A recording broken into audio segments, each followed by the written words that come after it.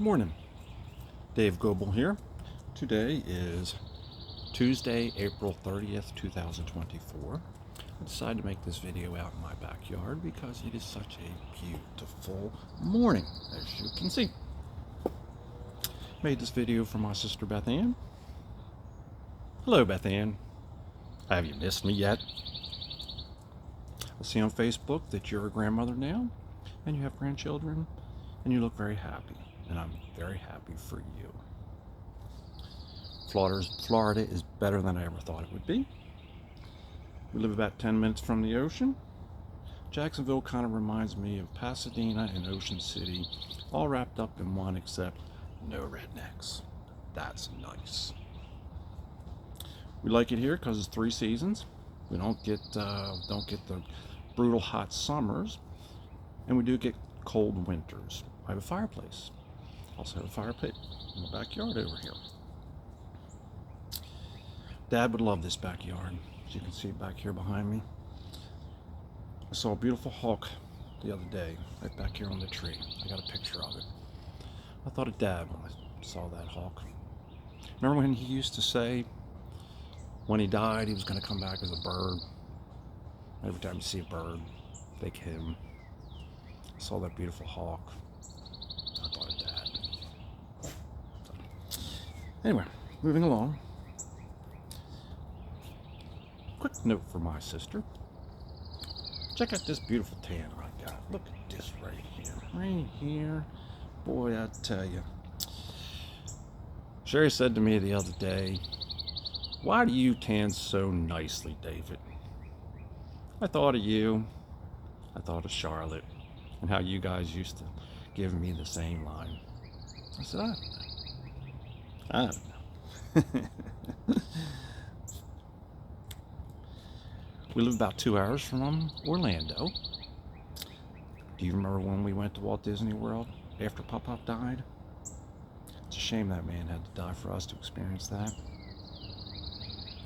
And a bunch of other things too. We were just 2 kids living in Baltimore City, hanging out in the alley, playing stickball, curveball, hopscotch, keeping ourselves entertained while I sold snowballs. And the next minute, we're riding the monorail in Walt Disney World. That was incredible. They were fun memories. You and I would hop on the monorail and go around and go back in and out of Walt Disney World. It's a shame Pop-Pop had to die for that. I think about that often. You probably don't.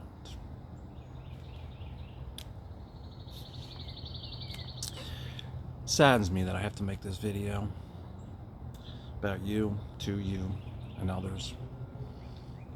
Should not have gotten this far.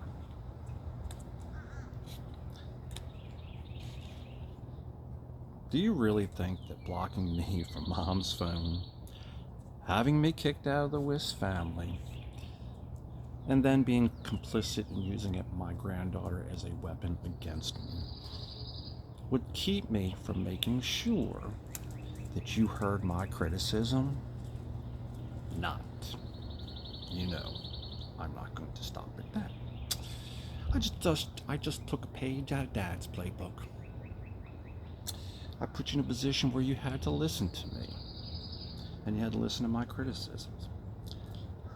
I always liked what Dad used to say about you when he had to criticize you. He always had to put you in the car and drive you up Route 10, because then he'd know that you weren't going to jump out of the car when he started criticizing you. Because see, Bethann, you can't take criticism. That's your problem. You run from it. Frequently. I don't know. Pretty damn immature is me. So, anyway.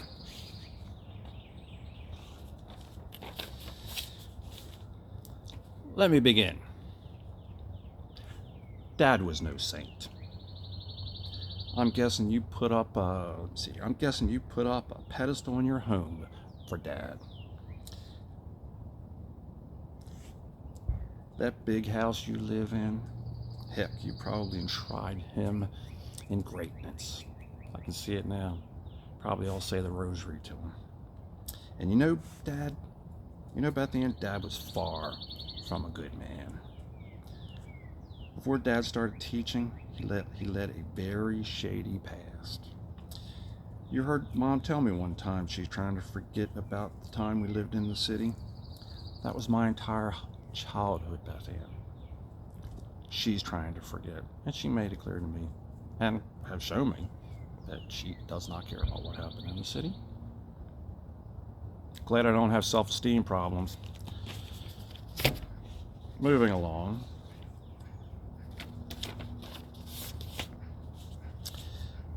You know, Bethann, that big house you live in, that education you got paid for, that $20,000 wedding Mom and Dad paid for, which I'm very happy that they did for you. Then you received all those gifts from Mom and Dad. I have no issues with that, and I never did.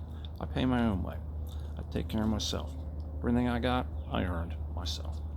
And I thought it through myself with no help from anybody. But Bethann, you conveniently forget about how that all came about. So let me review with you and everybody else out there in YouTube land as to how Dad became a teacher at the community college.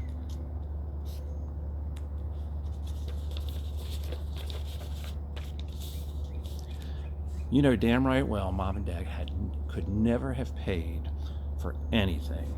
Could never pay for your education, could never pay for your wedding, could never pay for that big house you live in and all that property that you profited from, which I've no beef from. You can have it. I don't care. But you never would have had that. You would not be in that big house right now if it wasn't for me and my idea.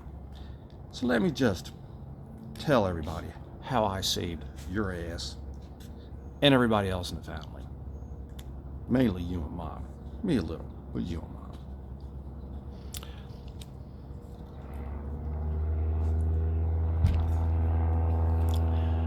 I remember that day well, Bethann. I was 19 years old, you were 13. At that point, Dad was a drain on the family. He was useless. Dad was a drain on the family, and he was useless. He never had a real job, and he made it perfectly clear to us and me he was not going to get a real job. He was not going to collect a paycheck, and that's that, and we all suffered because of it, and I know that. He was useless. Absolutely useless. That's when I stepped in to be the man of the house, because he was useless. He was gone. He just was a pain in the ass. I drove you everywhere, Bethann. And before I could drive you everywhere, I rode you on my bike. We had some fun times. I always made it fun, didn't I, Bethann? No matter whatever we had to deal with, I always figured out a way to make it fun. Hell, I even represented you, took Mom and Dad's place and represented you at Parents' Day at OLV. I remember that day too. That was really nice. I enjoyed that. I felt good about that. Took you out on double dates with my girlfriend. Did all kinds of nice stuff. So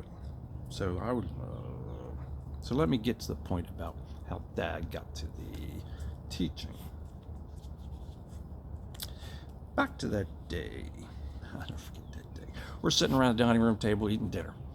Right, and then everybody's looking at each other, and then Dad proceeds to tell us that he had been hauled down to the police station that day by 2 detectives.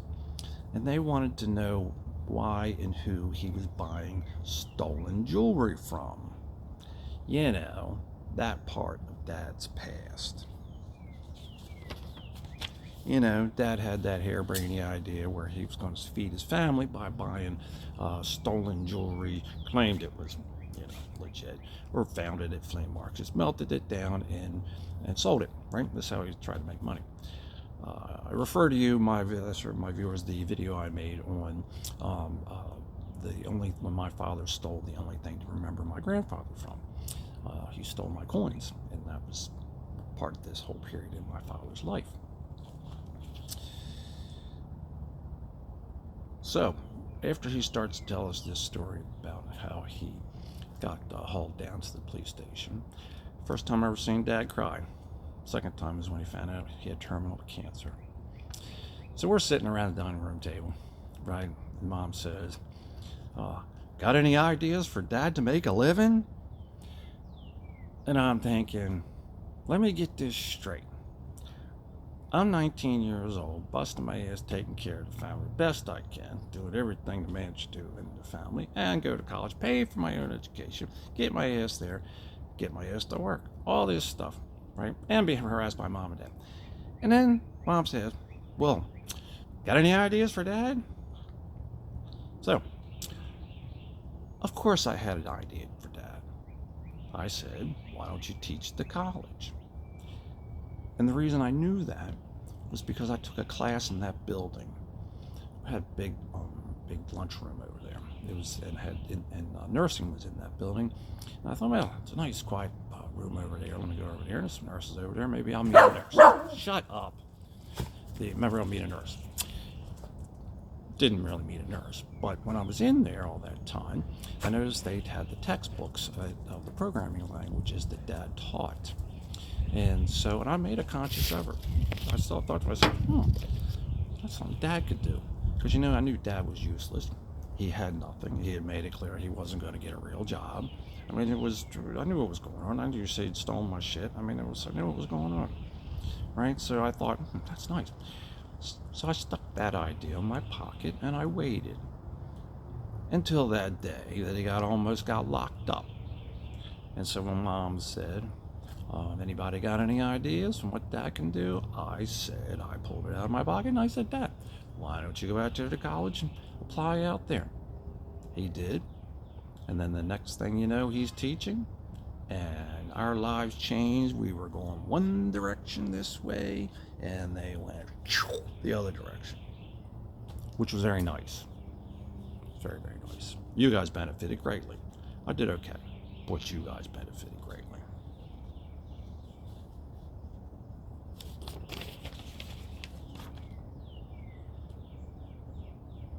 Now,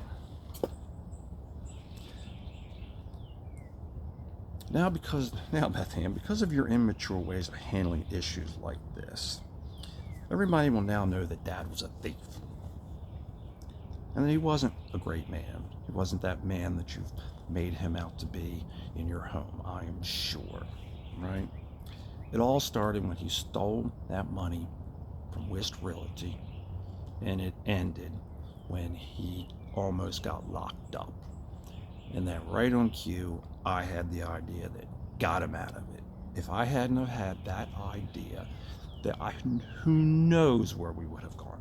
There's no way in hell Dad could ever got a job anywhere but that. And you know it. So what's the sad part? Okay. Just want to point out one last thing to you, and then we'll get to the end of this. Back to the same thing. Didn't have to get to this far. Now I got to make all these videos criticizing everybody in the family, right? And it just should not have gotten in because of your immature way of running from problems instead of stepping up and doing what you got to do. And the Wists as well. They're just as they're involved with this too. There's a video I'm gonna make about them. Check that out. All right. So I'm just telling you now, you need to do the right thing and grow up. And I'll end with this. Let me end with this, my baby sister. I let Charlotte slide when she got that restraining order against me. That was me extending an olive branch to her. That one time. I'd already retained Trevor's services, and he was prepped up and ready to roll to go in there that day, but I chose not to because I wanted, like I said, extend an olive branch to her. I also wanted to see if she'd be able to go through with it. I figured she would. That courtesy is over, all right? If you or anybody else in the family want to come after me using the authorities or anything else, all right, the next time Trevor will be there representing me, okay? So this is, cutesy time is over with this. Getting the law involved for something that's a family issue is wrong, and you know it. You may not have known that it was going to happen, all right, but you know it happened now, all right? And that's wrong. You know it, and you know Dad knows it. So, nice chat. Would have loved to have had to you on the phone or something like that.